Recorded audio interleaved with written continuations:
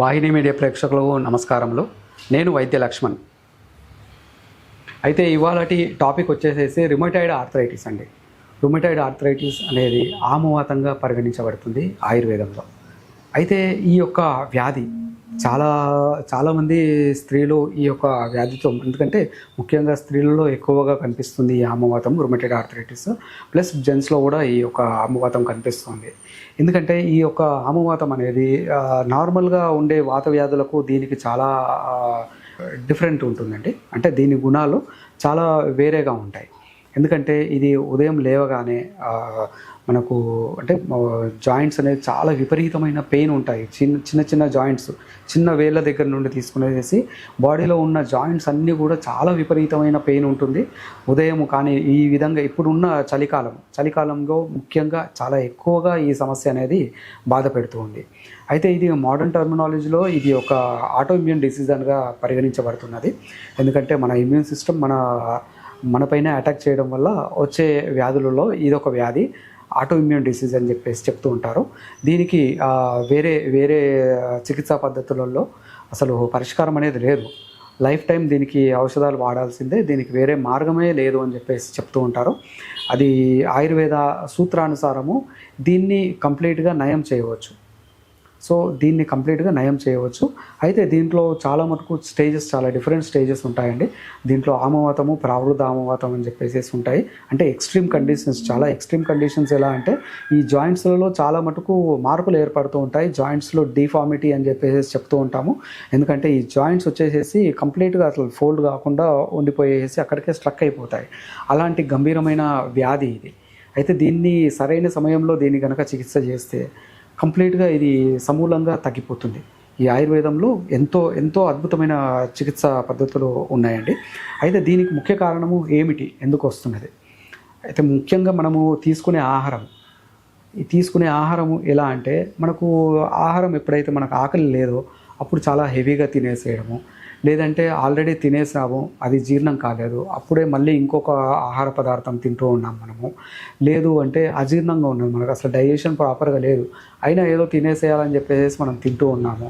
లేదు ఇంకా టైం ప్రకారం తినకపోవడం, ఇవాళ ఒక 10 గంటలకు తినేసేసి రేపు 2 గంటలకు 3 గంటలకు ఆ విధంగా టైం తప్పి తినడం వల్ల కూడా కానీ, లేదంటే ఎక్కువగా వాతాహారమైన ఆహారం అంటే వంకాయ, ఆలుగడ్డ, గోంగూర, పచ్చళ్ళు, శనగపిండి వస్తువులు, ఇలాంటి వస్తువులన్నీ రెగ్యులర్గా ఎక్కువగా వాడటం వల్ల కానీ, సో ఈ యొక్క అన్నరసం ఏదైతే జీర్ణమయ్యి దాని ద్వారా శరీరానికి శక్తి అందించే అన్నరసం ఏదైతే ఉంటుందో అది దూషమయ్యేసేసి దాంట్లో విషతత్వంగా మారి, ఈ విషతత్వం అనేది శరీరంలో అంతటా వ్యాపించేసేసి జాయింట్స్లలో పోయేసేసి కూర్చుండిపోతుంది. ఈ జాయింట్స్లలో ఉండిపోతుంది. ఈ జాయింట్స్లో ఉన్న తర్వాత దాన్ని చికిత్స చేయడానికి ఏ విధంగా పైన తైలాలు మర్దన చేసినా ఏం చేసినా అస్సలు ఫలితాలు ఉండయండి. అయితే దీన్ని మరి ఏ విధంగా మనం పరిష్కరించాలి అని అంటారా? అయితే దీనికి చాలా చక్కటి ఉపాయం అందరూ ఇంట్లో చేసుకోగలిగే విధానం నేను ఒకటి చెప్తానండి.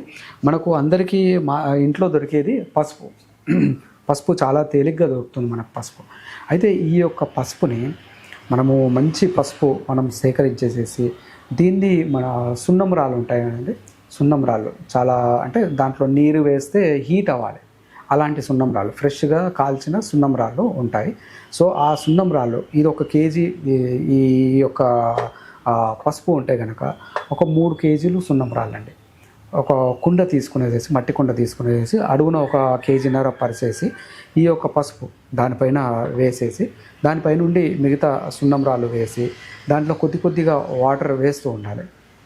సో వాటర్ వేస్తున్నప్పుడు కంప్లీట్గా ఈ వాటర్ అనేది హీట్ అవుతుంది, చాలా ఎక్కువగా హీట్ అవుతుంది.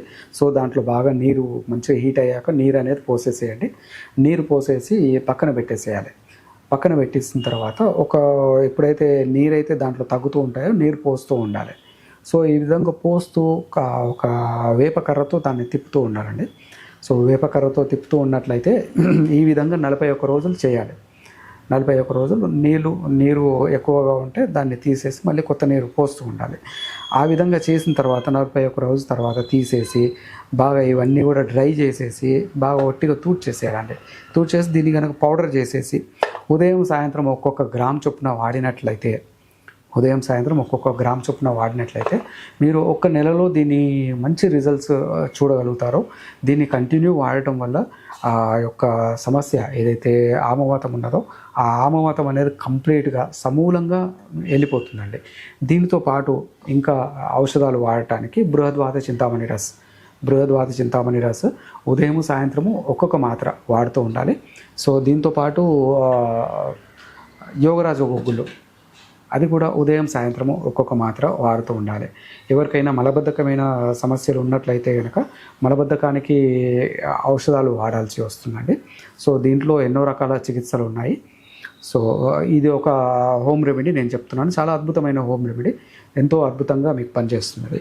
అయితే ఇది ఆస్టియో ఆర్థరైటిస్ కాకుండా మరి వేరే పెయిన్స్ కోసం నేను ఒక ఆయిల్ చెప్తానండి. ఈ ఆయిల్లో ముఖ్యంగా మనము నువ్వుల నూనె ఒక కేజీ తీసుకున్నట్లయితే దీంట్లో ఒక కేజీ ఇది పులివావిలి అంటారు. దీన్ని పులివావిలి, బందేడు ఆకు అంటారు. ఈ బందేడు ఆకు, ఇది వావిలి ఆకు అది. ఇవి రెండు కూడా సమానంగా ఒక హాఫ్ కేజీ తీసుకునేసి బాగా పేస్ట్గా చేసేసి దీంట్లో ఈ నువ్వుల నూనెలో ఒక 4 లీటర్లు వాటర్ పోసేసి ఈ యొక్క పేస్ట్ దాంట్లో వేసేసి ఇదంతా బాగా మరగబెట్టేసేసి కేవలం ఆయిల్ ఒకటే మిగులుతుంది లాస్ట్లో. ఆ ఆయిల్ అనేది వడబోసేసి దాంట్లో కొద్దిగంత అమృతధార అంటే వాము పువ్వు, పుదీనా పువ్వు, పచ్చకర్పూరము, ఈ 3 సమభాగంలో తీసుకునేది ఒక సీసాలో వేసేసి బాగా షేక్ చేసినట్లయితే అది లిక్విడ్గా మారుతుంది. ఈ యొక్క లీటర్కి అదొక 50 ml లిక్విడ్ కలిపేసేసి ఎక్కడైతే పెయిన్స్ ఉన్నాయో కింద పడినా కానీ బెనికినా కానీ మోకాళ్ళు అరగడం వల్ల వస్తున్న జాయింట్ పెయిన్స్ కానీ వేరే ఇతర ఏ వచ్చిన జాయింట్ పెయిన్స్ అయినా కానీ ఈ యొక్క తైలము మనము అప్లై చేసినట్లయితే కనుక ఈ జాయింట్ పెయిన్స్ తగ్గడమే కాకుండా చాలా మంచి లూబ్రికేషన్ అవుతుంది ఈ యొక్క జాయింట్స్లో. ప్లస్ ఆ జాయింట్ పెయిన్ గ్రాడ్యువల్గా కంప్లీట్గా తగ్గిపోతుందండి. ఓకే అండి, నమస్కారం.